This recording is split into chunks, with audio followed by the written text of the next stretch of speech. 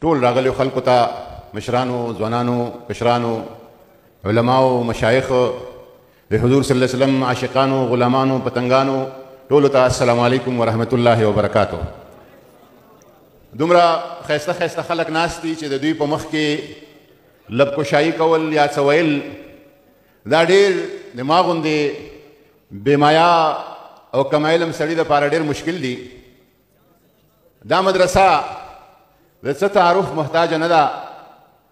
زمونږ استاد صاحب شپېته او یا کاله کله چې د طالب علمۍ د عمر نه فارغ شوی دی، په 18 کالو عمر کې د درس و تدریس دا کار شروع کړی دی.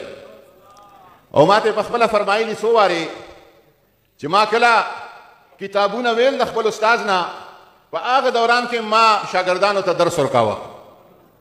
دا او یا کاله ژوند الله او د رسول په نوم او په ذکر کې او د الله د دین په اشاعت کې تیر شي، دا څه یو معمولي خبره نه ده. زه استاد صاحب له د استاد صاحب د دغه ادارې چې د مونږه ټولو مادر علمي دی، د دې څومره معاونین دي او د دغه موجوده فضلا دي او سابق فضلا دي، ټولو ته زه مبارکباد پیش کوم د زړه د کومې نه. د استاد صاحب دا سلسله دا د نن ورځې خبره نه ده. د استاد صاحب د درس دا سلسله یو مشهور شخصیت تیر شوی دی، تاریخ د هغه سره زیاتی کړی دی، خو لیکن واقعات او حقایق د هغې بل شانې دي.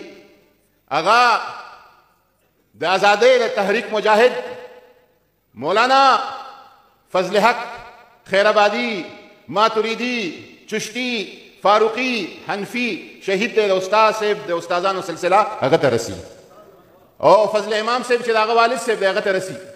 په هندوستان کې چې کله سراج الدوله سلطان ټیپو دغه ټولو شکست وخوړ او د علماو ژبې ګونګې وې، په هغه وخت کې د دلي په جامع مسجد کې په 1857 کې علامه فضل حق خیرآبادي ودرېد او ویې چې د انګریزانو خلاف په هر مسلمان باندې جهاد فرض او واجب دی.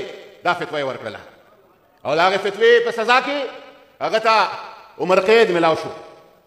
جج د ده ډېر محب او عقیدتمند یو، په ځان له کمره کې ورته ووایي چې ته صرف دومره ووایه چې دا فتوا ما نه ده ورکړې. چې کله کورټ کې مخامخ شو وایي چې دا د ما د لاس لیکل دي، دا د ما دستخط دی، دا د ما فتوا ده. سزا ورته ملاو شوه چې عمر قید او جلاوطن، انډومین، برما، کالاپانی، رنګون چې ټول یو ځای نومونه دي، هلته ویوړلی شو. او بیا د امام بخاري صاحب رحمت الله علیه غوندې خدای پاک نه دعا وکړه چې خدایا ستا دا ځمکه په ما باندې تنګه شو، ما خپل طرف ته پورته کړه. او په 1861 کې د هغه بیا په انډومین کې شهادت په جیل کې وشو.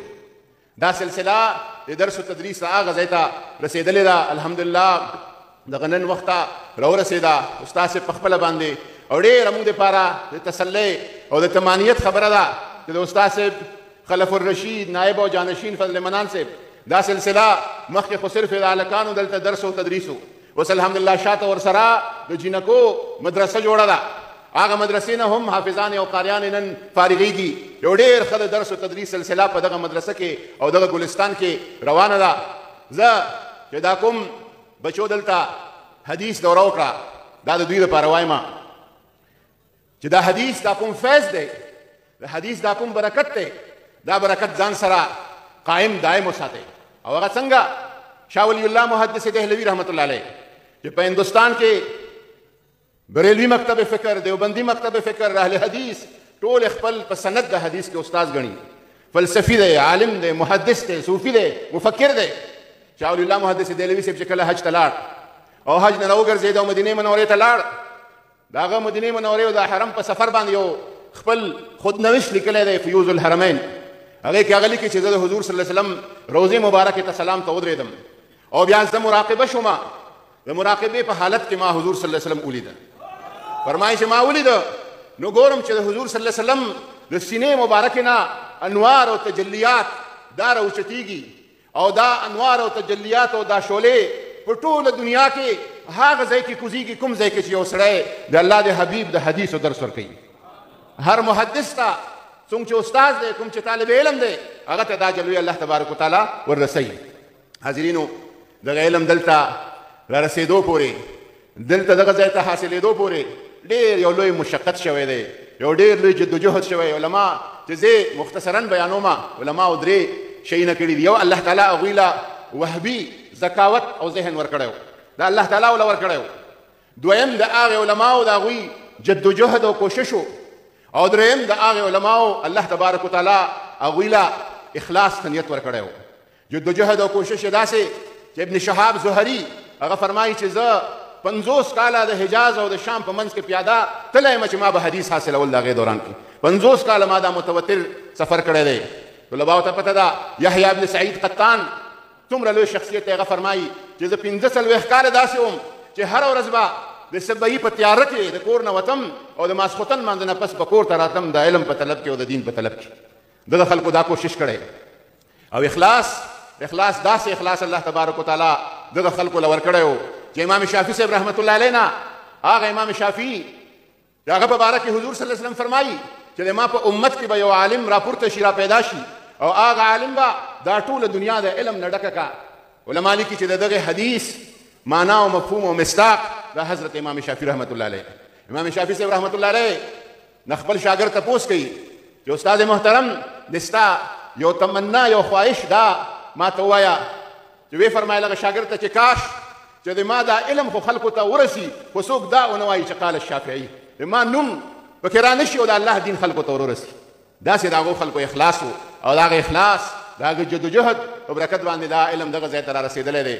استاد صاحب چې کوم د اوس عهد کې خاص کر د پښتنو په دغه خاوره او سیمه باندې د مسلک حقه اهل سنت والجماعت او د الله د دین کوم خدمت وکړه په کومو وسایلو کې، محدود وسایلو کې.